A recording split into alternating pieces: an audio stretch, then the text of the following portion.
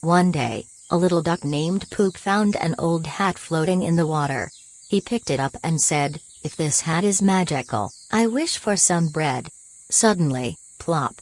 A slice of bread came flying and landed right on his head. Wow! It really is a magic hat. Pook quacked with joy. Then he tried again. "I wish for a watermelon." Thump! A whole watermelon dropped and bonked him on the head. Ouch! It's magical all right. But it hurts. Finally, he shouted, "I wish for nothing to fall on my head ever again." But just then, the hat flew back and landed right on his head again. Pook sighed and said, "Next time, I'm wishing for a pillow first."